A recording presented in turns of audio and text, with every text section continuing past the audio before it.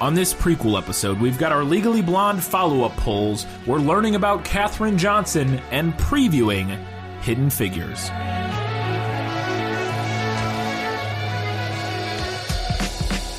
Hello and welcome back to This Film Is Lit, podcast where we talk about movies that are based on books. You know what we're not going to talk about? The thing that everybody's talking about. We're just going to ignore it. Hope you're safe. Hope you're healthy. Let's get into our show. Katie, we have our patron shoutouts. I'm going to do them because you do the rest of the stuff in the prequel episodes. Pretty much. I do I'm going to do the patron shoutouts. We have one new patron over the last, since we last did a prequel episode, and that is a $5 level, which I believe is the Newbery? No. Hugo Award winner. And that's Garand, not sure how to pronounce it, Garrand.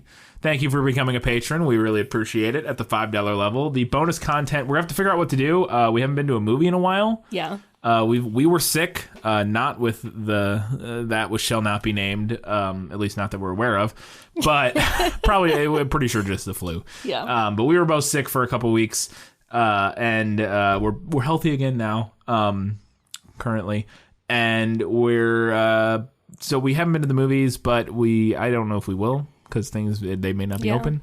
But we'll find something to talk about. We're watching a lot of stuff on Netflix, rewatching some stuff. Maybe we'll find something to talk about. I've heard tell that some new stuff is getting released on streaming, so that might be an option. Maybe we'll find something good to talk about, but we know it's been a while, and we apologize for that. We appreciate everybody who's still supporting us at the $5 level for that bonus content. A couple people have changed, totally understand it, and it during this time, if you need money for other things, absolutely feel free. Absolutely do not feel bad about it. Yeah, do not feel bad about either changing your support level or canceling for a while or whatever. We get it, and totally cool. Don't feel bad or don't feel the need to apologize. But we appreciate Garand for jumping on at the $5 level. Garand? I'm going to go with Garand. It's like Geralt, but Garand. And then our Academy Award winner patrons. We have 6 of them currently. I'm going to read through them. They are Gratch, ... just Gratch. Gratch changed their name to reflect the way I always read their name. So now their actual name is Gratch, just Gratch. Appreciate that that interactivity, Gratch. Well done. Corey Cloutier, Shelby Suderman, Mr. Nobody, I Miss Sports Ball. That's our person who changes their name routinely. I also miss sports ball, namely hockey. A little insider info, Katie and I had hockey tickets to the Blues game on March 27th. Yeah. With some friends from multiple different cities, and that's not going to happen. So we also are not super happy about, one, I miss watching hockey, and I'll miss baseball when it was going to start, but also, I'm hoping I get a refund for those tickets. As of currently, I think every fun thing I was looking forward to in the last half of March and April has been canceled. Yep, we were also supposed to go to a concert in Chicago at the beginning of April, and that has been rescheduled. At least that one's been rescheduled to the fall, so we'll just go in the fall, and our tickets are still good and everything. So that'll be fine. But we were supposed to go to Chicago in April. Not going to happen. We were supposed to go to a Blues game at the end of March. That's not going to happen. But it is what it is. So we also miss sports ball. We were going to go to that Blues game with Trevor from the Harry Potter episodes and his wife, and then one of our other friends. Oh, Sam. He was on the podcast. A couple times. He was on the Last Jedi review episode, and we went to Chicago for that, and he was on the Muppet Christmas Carol episode. So those were, and then we were going to go with his girlfriend, him and his girlfriend, Trevor and his wife, and then us two. We had an Airbnb and everything, and Yep. Rescheduling that one. And then finally, we have Alina Doletkolova, who I believe is our highest all-time support patron, because they were the earliest $15 patron. So you are the champion, the reigning champion. If somebody can unseat her, we'll see. Probably not, but who knows. All right, that was it for all of our patrons. We appreciate you all so much, especially, like we said, given the current circumstances, we get it, and we appreciate it even more. So let's move on and talk about our Legally Blonde follow-up polls. All right, so we got a good bit of feedback this time. Not a ton of actual, like, votes, but we got some good comments from people. On Twitter, we had 10 total votes. 8 of them were for the movie. 2 of them were for the book. I have some question marks and parentheses in my notes because whoever voted for the book did not defend it or, like, explain why they voted for the book. A drive-by book supporter. Yeah. So I'm not really sure. You two people out there, if you're listening... What? They could not be listeners. They could just be random people. That happens. They probably are. I know. Yeah. And we had some feedback on Twitter as well. At Eric Rebane. Yep. Looks like Rebane. Sounds right. Yep. Said the movie is better than the book, but the musical is better than both. I've heard good things about the musical. I've heard very good things about the musical. I've never seen it. I've heard like some... Didn't it come like to the snatches Fox like last year or 2 years ago? I think it was a while. The Fox in St. Louis recently. I think it's traveling. So yeah. I've heard some bits of the music that I thought was good. My sister really likes it. So has she seen it live or just seen like I on don't YouTube know or actually. She might have seen it live. I don't know. At Shelby Suderman said, I had a few thoughts about the movie. I can't tell if the movie is slightly self-aware about the gay stereotyping because Elle's proof that straight guys don't know designers is to ask Warner, who we've established knows nothing. It's a fair point. It's a fair point. I want to agree. I don't know if the writer's room was that self-aware. I would say it seems like maybe not, but yeah. Who knows? But other times, yes, it's complicated. We discussed it. Yeah. She also said, I don't buy how unprepared Elle was for her first law class. I agree with that. I don't feel like it rings true to her character, which I do totally agree with. I get why it's in the movie, but I agree with... It's that character beat of like, oh, you know, she needs to be like that down point. Down point, it's the realization that she's going to have to go through a character arc. Right. Step it up, because what she's been doing isn't going to cut it. But I do agree that it does seem like if she had done all that studying for the LSATs...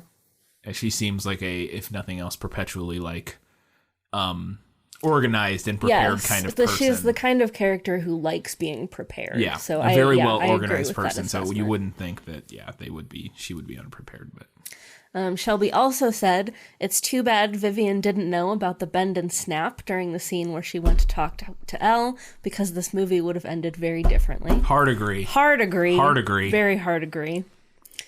And Shelby said, also, and lastly, Allie Larder rules. Allie Larder, that was her name. That's the actress that played Brooke. Yes, and she was in. Oh, now I looked it up and I was like, I think Stargate. It was either Stargate or somebody's gonna be real mad. It was either Stargate or Battlestar Galactica, I think. But she was. I don't even have my phone to look it up. It's charging. But yeah, she was in one of those. I'm pretty sure. Some big sci-fi series like that. I think it was Battlestar Galactica. It doesn't matter. Anyways, they're gonna come for you in the comments. They're gonna come for me. Anyways, yeah. But I agree, she does rule. We also had a comment. We had a question, really, from at April Edmansky. Who was former guest host. Yes, she was on the Holes episode. This film is joined us for that. And host of No Such Thing as a Bad Movie. Yes. Which if you're looking for another good, fun podcast, go check out No Such Thing as a Bad Movie. And April said, how do you think Elle compares to Cher from Clueless? I see it as an evolution of the character. Cher was determined and fiercely loyal, but not exactly portrayed as smart. And I was really happy to receive that comment. It was really interesting, yeah. While we were recording, I was actually thinking about Clueless and kind of how this movie compares to it. Have you ever seen Clueless? Yes, I've seen the whole thing years ago, probably like in high school or something, or maybe I guess right around. When did it come out? Do you remember? Like even roughly the 90s. Yeah, so I probably saw it in high school once, but I've seen bits and pieces since then. But I've seen enough of it to remember a lot about it, or at least a little bit about it. But yeah, I can see. I remember enough about it for this question to be an interesting and it's good question. It's an interesting question, and I don't want to dig like too far into it because I would like to potentially talk about Clueless on the podcast. Is it a book? It is loosely based on Emma by Jane Austen. Oh, really? Yeah.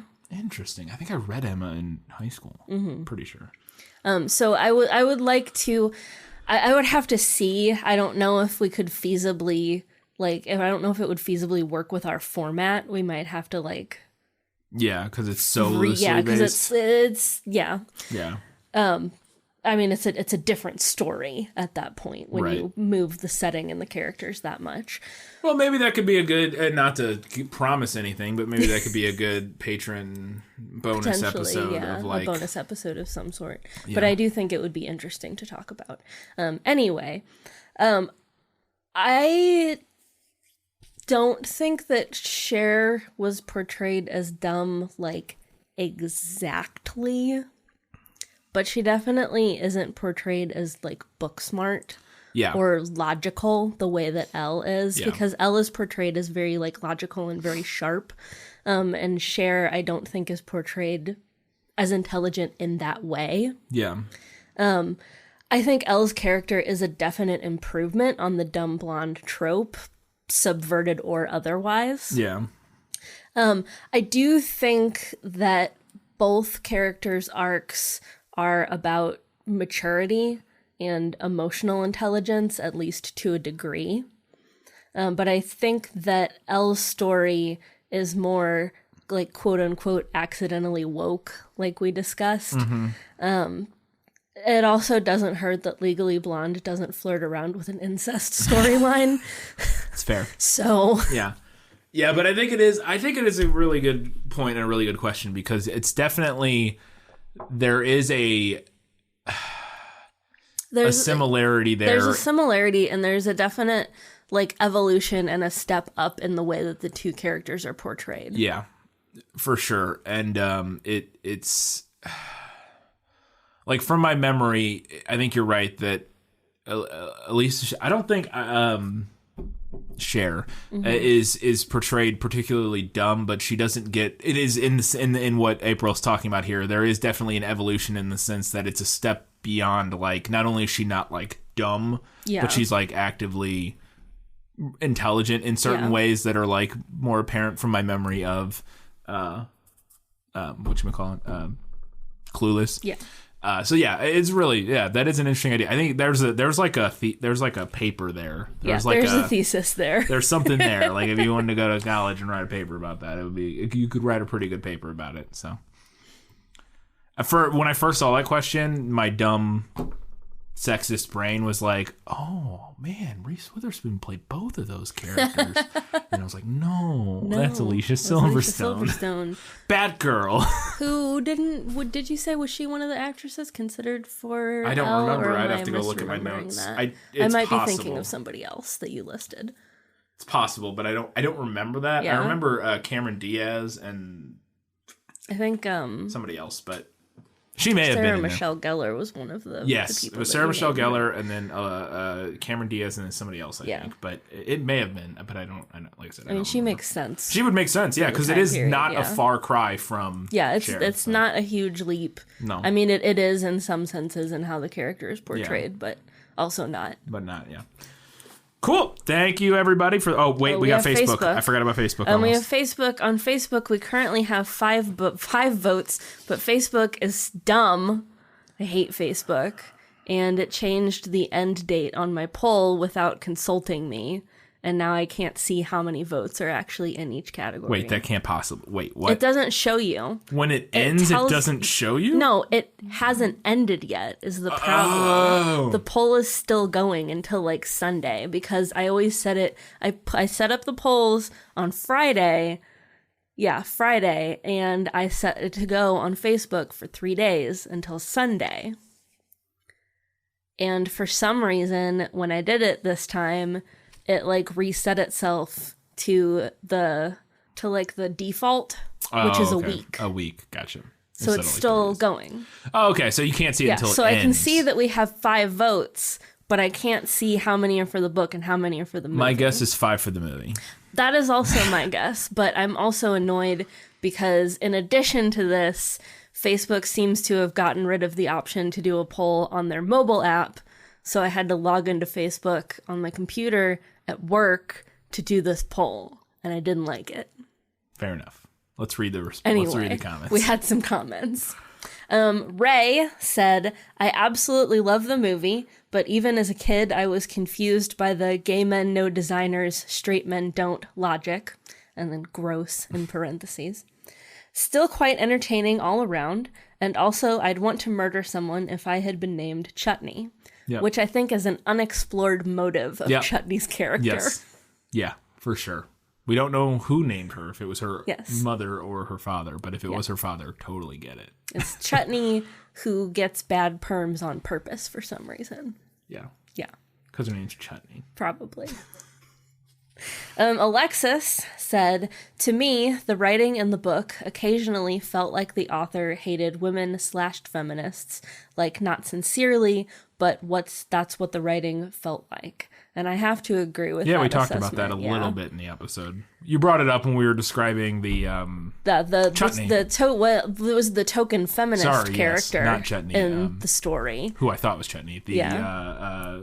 What's her name? I don't remember. I don't remember her name either. She's in the movie. She's the one in the circle when they're introducing each other who says she has like a women's studies degree or whatever. Yeah, that character. And the author's description of her is so mean. Yeah, not flattering. It's like one of the meanest things I've ever read. So I would have to agree with that assessment as well. Yeah. And finally, Jennifer said, what, like it's hard, is my go-to answer for anything even remotely fitting. For this alone, I vote movie. It's a great line. Yeah, it is. It's a great line. All right, that's it for all our feedback. We appreciate it so much. We had a ton of really good feedback this time, and that's awesome. So if you want to do that, you can go follow us on all social media. Primarily Facebook and Twitter is where we get all these comments from, but you can follow us on Instagram, and if we get any good comments there, we'll read them. We usually don't get a bunch of comments, but on you Instagram, can. But yeah, I will read them on the episode if they pop up. And we do have an Instagram feed that has all the same kind of posts that we put on Twitter and Instagram, or Twitter and Facebook. So that's it for that. We're going to go ahead and do our Learning Things segment, and what we're learning about is Katherine Johnson. No matter what anybody tells you, words and ideas can change the world. So Katherine Johnson was an American mathematician who famously calculated and analyzed the flight paths of many spacecraft during her more than 3 decades of tenure with the U.S. space program. And I think most famously known for her work that helped to send astronauts to the moon. Yep. So Katherine Johnson was born in West Virginia in 1918. She passed very recently, February 24th, 2020. Yeah. At only a little shy of 102. Yeah, which she is lived a incredible. heck of a life. Yeah. So she was a precocious child, very intelligent. She actually was able to skip ahead several grades in school, started attending high school at 13 on the campus of the historically Black West Virginia State College. She actually enrolled in the college itself at 18, where she kind of blasted through the school's math curriculum, unsurprisingly. Mm-hmm. So she graduated college with highest honors, took a job teaching at a school in Virginia, which I've read maybe like 10 chapters of the book Hidden Figures. So according to that book, was a very common profession for college-educated Black people at that time period. Mm-hmm. So she took a job teaching, and then a couple years later, she was selected along with 2 men to be the first Black students to be offered spots at West Virginia University in their graduate program. So she went and she did a little bit of that, ultimately decided to leave that program to start a family with her first husband.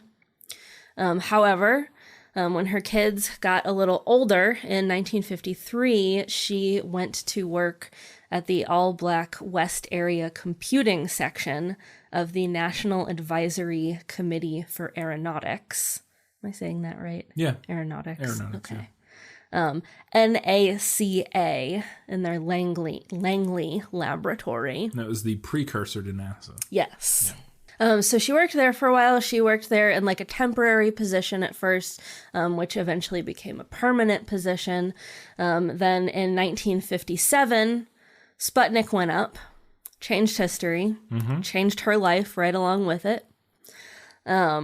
So a group of engineers from Langley ended up forming the core of the Space Task Group, which was, I don't know if people called it the NACA or if they called it NACA.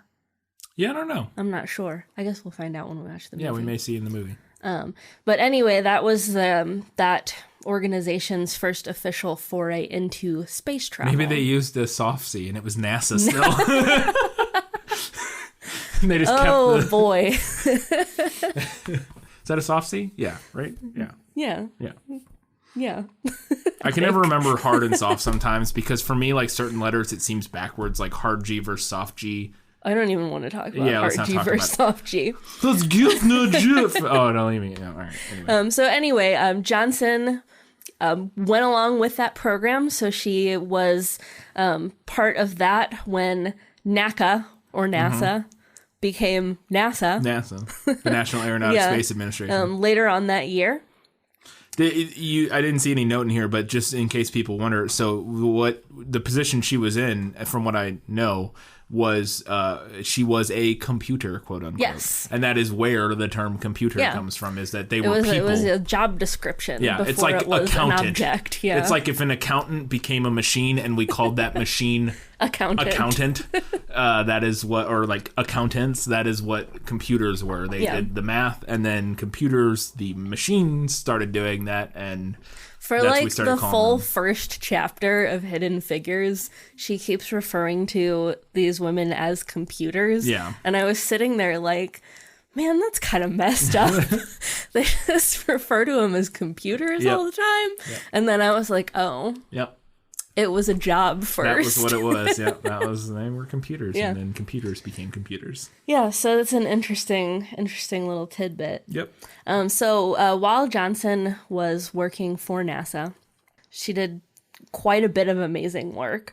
She did trajectory analysis for Alan Shepard's 1961 Mission Freedom 7. She co-authored a report that laid out the equations describing an orbital spaceflight in which the landing position of spacecraft is specified. So it's at least partially thanks to her that we can land a spacecraft. Oh, yeah. Yeah, for sure. Kind of important. Yeah. Her tenure also marked the first time a woman in the Flight Research Division had received credit as the author of a research report. Yeah, I think I might have been noted in my movie.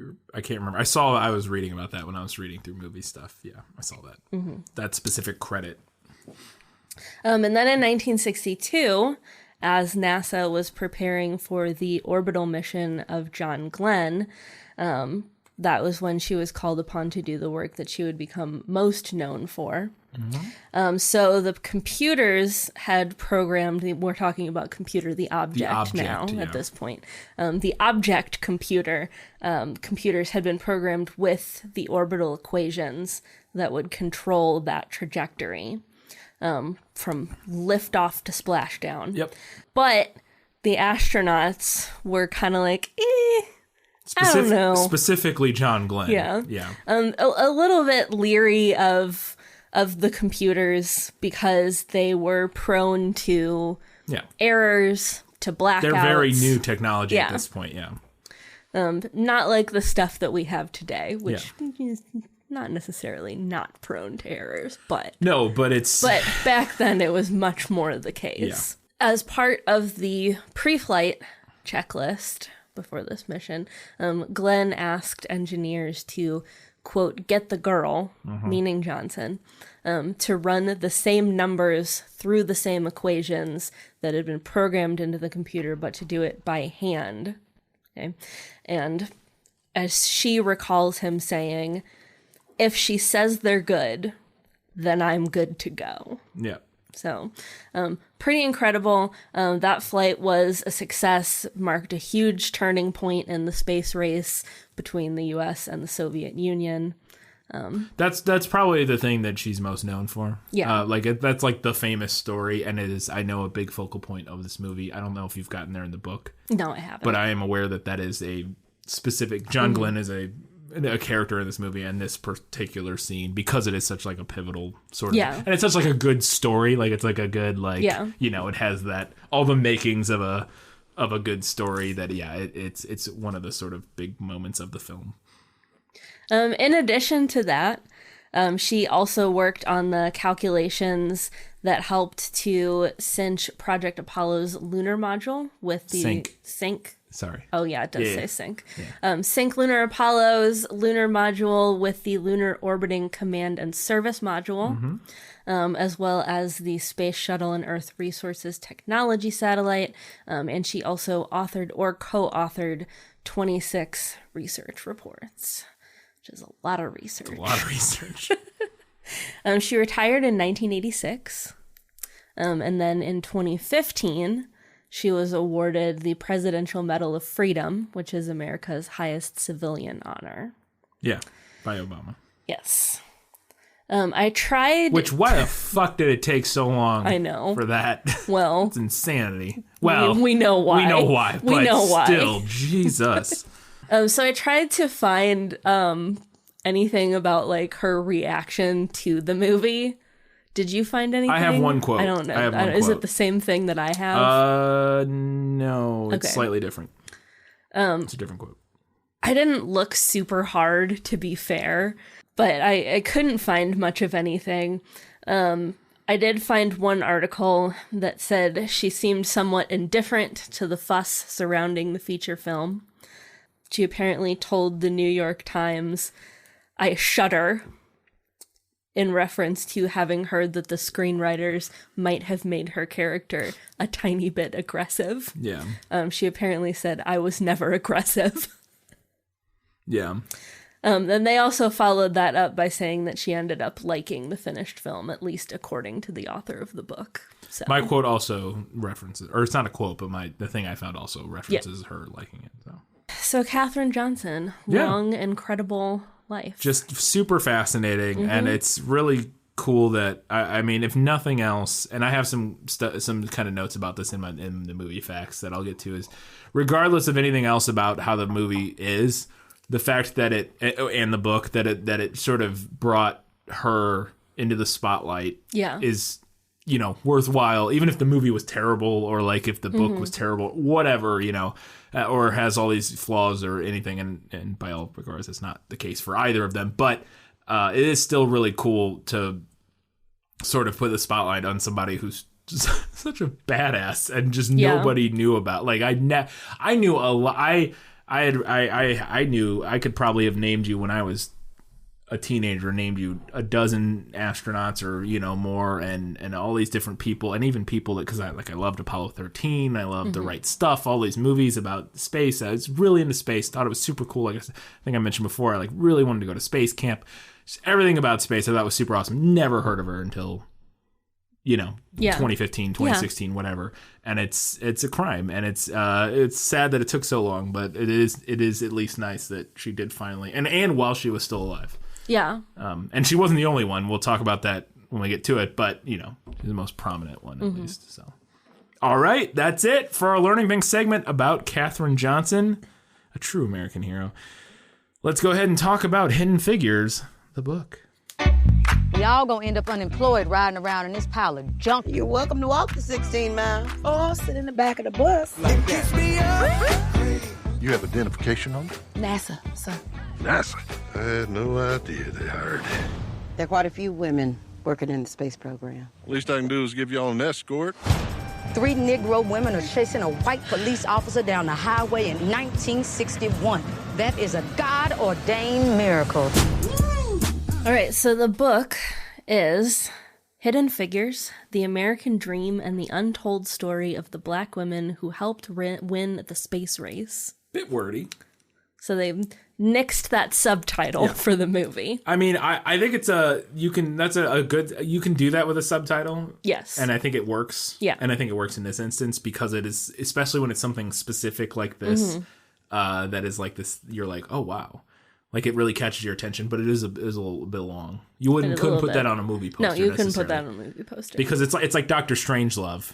Like, that's what that's what's on the poster. We don't have, or how I learned to stop worrying and start loving the bond, whatever the whole title is. Yeah. So it is a 2016 nonfiction book written by American author Margot Lee Shetterly. There's also a young reader's edition of this book. Oh, that's cool. As well as a picture book that was released in 2018. So Shetterly began work on this book in 2010. Did what I can only assume was a massive amount of research. Yeah. Her father was actually a research scientist at NASA who had worked with many of the book's main subjects. Well, that helps, yeah. Yeah, so she did a lot of like interviews and things like that. So this biographical text follows the lives of Katherine Johnson, of course, as well as Dorothy Vaughan and Mary Jackson, who all three of them were mathematicians who worked as computers. There you go. I mentioned it here. Yeah, sorry. Sorry to jump that gun. Yes, at NACA and then at NASA during the space race. Also featured in the text is Christine Darden. I don't know if she's featured in the movie or not. I don't know. But she was the first African-American woman to be promoted into the senior executive service for her work researching supersonic flight and sonic booms. The book reached #1 on the New York Times nonfiction bestsellers list. It also won a handful of awards. It won the Anisfield Wolf Book Award for nonfiction, the Black Caucus of American Library Association Best Nonfiction Book, the NAACP Image Award Best Nonfiction Book, and the National Academies of Sciences, Engineering, and Medicine Communication Award.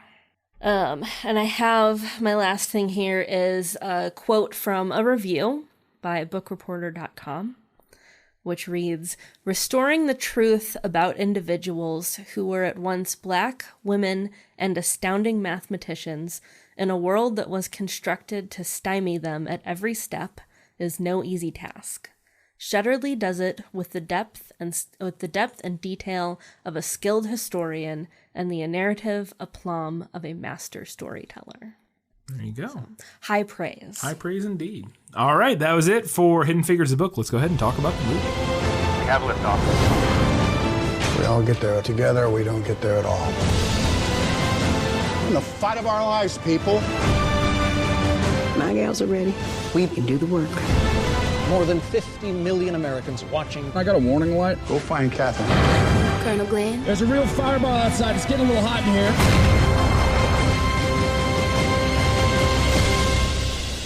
So, Hidden Figures is a 2016 film directed by Theodore Melfi, who has not really done a whole lot. He has some stuff kind of in production, but his big movie before this one was St. Vincent, which I believe has it has Bill Murray in it, and I want to say Melissa McCarthy potentially. I don't even know anything about it, but I saw the poster and I saw them and I was like, okay. The screenplay is by Allison Trey, and we'll talk more about Melfi probably in the main episode. There are some quotes. I didn't put them in here. There was some criticism. It was mentioned on social media about some of the white savior tropes and that sort of thing. Yeah. And there was some criticism, and he had a response to some of that criticism. This was all on the Wikipedia article that I saw. And his response wasn't great. I'll just say that. Right. But we'll talk about that in the main episode. Yeah. I do want to address that in the main episode to the best of our abilities. Yep. The screenplay was adapted by Allison Schrader, who wrote on Christopher Robin, Mean Girls 2, probably a direct-to-DVD or TV or whatever. An amazing feat of filmmaking, Mean Girls 2. And then she was credited for additional screenplay material on Frozen 2. So I don't know exactly what that means. That's some sort of Screenwriters Guild thing, but whatever. It could be like a punch-up thing. I have no idea what that means. But and Theodore Melfi was also involved in writing it, adapting it. So Allison Schrader, who is the main screenwriter, she grew up near Cape Canaveral, and her grandparents actually worked at NASA, and she interned at NASA as a teenager. So she felt that this was kind of the perfect project for her, she was quoted as saying. I'm not going to get into it here, but the historical accuracy part on Wikipedia is most of the Wikipedia article. I don't want to spoil like my was that in the book segment, so I'm not going to go through it because I assume the book is much more accurate because it is a nonfiction book. Yeah. So we'll get to that kind of thing. But I didn't read through it. Just suffice to say, it is Legion, and there is apparently quite a few issues with the things that were changed for the movie. And we'll talk about how sometimes that is definitely if you're doing a nonfiction adaptation, there's definitely ways to do that are really good and make sense. And probably the main ones that happen a lot that make sense is reducing numerous people down to like a person or a handful of people. Like this person represents all these people, because you can't have 168 characters in your movie. So this group of scientists is sort of represented by this person or this mindset within this movie, during like the racists in this movie are represented by this or whatever. Like, you kind of have to do things like that in a film just so you don't have too many characters. But we'll talk about that more in the actual main episode. So, because the subject matter of the film is what it was about black women in the 50s and 60s and 70s being this integral part of NASA and the space race, a bunch of charity screenings were held for certain groups, and it became like this big thing. There was a collaborative effort between Western New York STEM Hub, STEM standing for Science, Technology, Engineering, and Math, I believe. Yeah. And then it's also been expanded to STEAM more recently, but this is STEM, which adds arts. AT&T and the Girl Scouts of America, which if you're going to support a group of scouts, support the Girl Scouts, and that's coming from a former Boy Scout. Fuck the Boy Scouts. Let them die. Support the Girl Scouts. They're awesome. And they allowed more than 200 Buffalo public school students, Girl Scouts, and teachers to see the film for free. And that wasn't the only one. There was a bunch of different ones, and I'll talk about a little bit here. The principal actors in the film, Henson, Octavia Spencer, Janelle Monáe, and Jim Parsons, who plays most people probably know him as what's his name from Big Bang Theory? Sheldon from the Big Bang Theory. He's one of the main characters. And director Melfi and other people. They offered free screenings to the movie at cinemas around the world. Some of the screenings were open to everybody. Others were sort of specifically arranged to benefit like girls and women and underprivileged and minority groups and that sort of thing. It began as like an individual thing by Spencer, and then it ended up growing so much that it showed up in like more than 1,500 seats for the film over the course or all around the world, free of charge to poor families and all that sort of thing. And the end result was more screenings for people who otherwise might not have been able to see the movie or afford it. In Atlanta, in Washington D.C., in Chicago, in Houston, in Hazelwood, Missouri, which is like literally like 10 minutes from where I grew up, because I'm from Florissant originally, and Hazelwood is right across. Hazelwood was one of my high school's rival high school was Hazelwood Central. So, well, there you go. And then also in Norfolk and Virginia Beach in Virginia. On Rotten Tomatoes, this movie is 93% fresh. I got some reviews here, and I think these are interesting. These first ones are just like more positive, and then we have some that are a little bit more critical, but we'll get into it.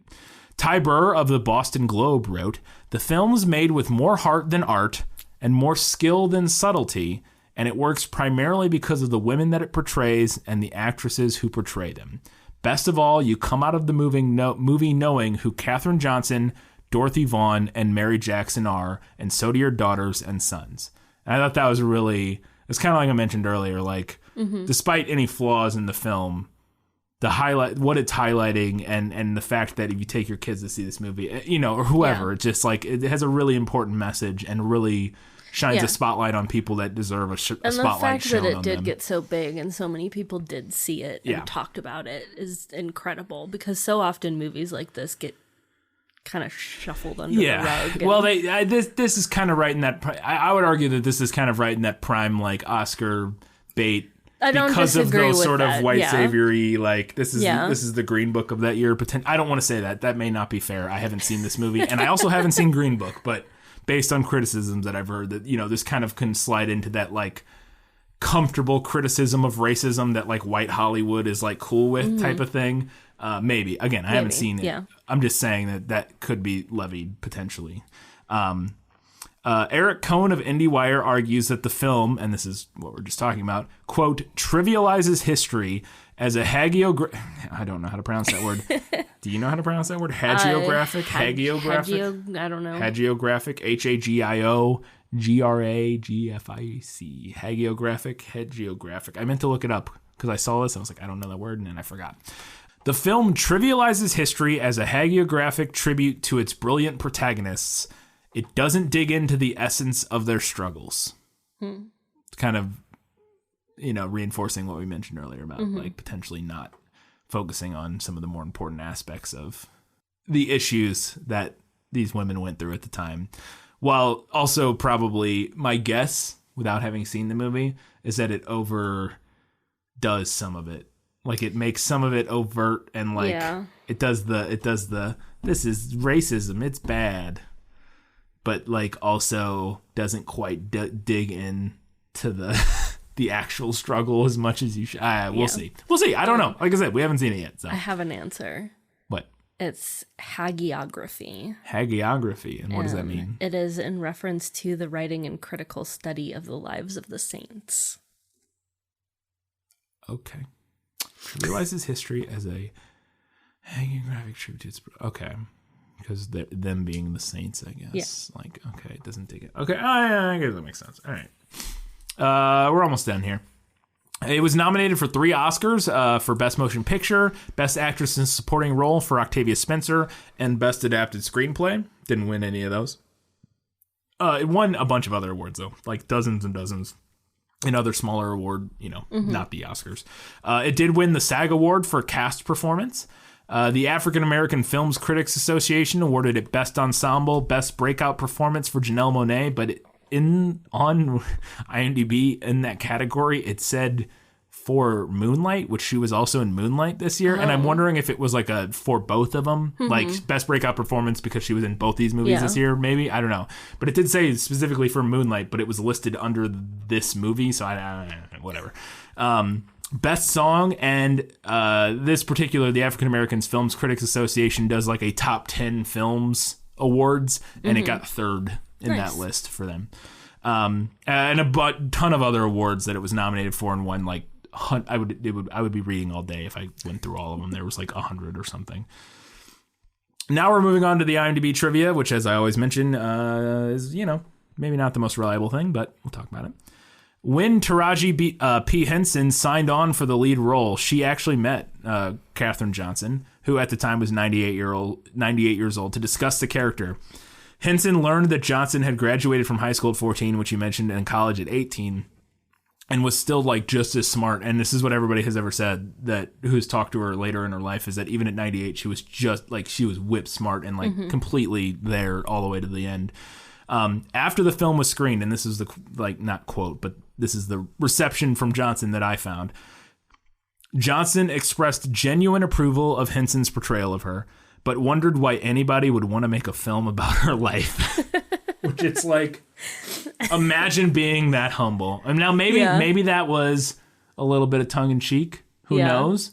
Or maybe she's just truly that sort of, because like, I mean, I guess if you just think of yourself as like, I mean, I just did the math. I was just a math person. Like, I wasn't on the spaceship. Yeah. Who knows? Yeah. It's still wild to me that, during one scene, this is just a little tidbit. If you haven't watched the movie, if you're going to rewatch it for the episode, during one scene with Jim Parsons' character, He's speaking to NASA engineers in the Space Task Group, which you mentioned earlier. And one of the extras in these engineers is played by Mark Armstrong, who is the son of Neil Armstrong. Just like a little cameo. And you mentioned when Katherine Johnson died and that she was alive when this film came out. At 98, Katherine Johnson was the only survivor of the 3 main characters in this movie to see her achievements depicted on film. In 2015, as you mentioned, Barack Obama awarded her Presidential Medal of Freedom for her work at NASA. And then she was further honored the following year with a 40,000 square foot NASA building named the Katherine G. Johnson Computational Research Facility. Nice. And finally, Katherine Johnson passed away, as you mentioned, on February 24th, 2020 at 101 years old. So there you go. Those are all the movie facts that I got. Some of them were book facts a little bit. / real life facts, I guess, more aptly. Yeah. But I'm really excited for this one. Me too. I had wanted to see it when it came out. It was just one of those ones. There's so many movies I want to see when they come out, and I just never do because I'm bad at going to see movies. But I am really excited to watch this one. And especially interested to see how it compares because I am such a fan of NASA and space travel and all that stuff. I'm really interested to see how it compares to like the real life events from the book, assuming the book is more accurate because it's quote unquote nonfiction. So yeah, that should be fun. But yeah, if you want to check that out, you can come back in 1 week's time. We'll talk about Hidden Figures. Until that time, you can do us a giant favor. Go on to iTunes or anywhere else you listen to our podcast. You can follow, if you're listening to us on Spotify, you can follow us. If you're listening to us on iTunes, subscribe. Give us a 5-star rating. Drop us a review. All that stuff really helps. Gets our name out there even more, which is awesome. You can also support us on Patreon if we want, like you mentioned at the beginning, but you don't have to, whatever. Dude, it's all good. You get it. And you can follow us on all social media, Facebook, Twitter, Instagram, Goodreads, and Reddit. Just search for This Film Is Lit on all those platforms, and you should be able to find us. And you can interact with us, send us movie recommendations, book recommendations, comment on the polls, all that kind of stuff, and we'll read them if they're good. And I think that's it. Until next time, guys, gals, non-binary, and everybody else. Keep reading books. Keep watching movies. And keep being awesome.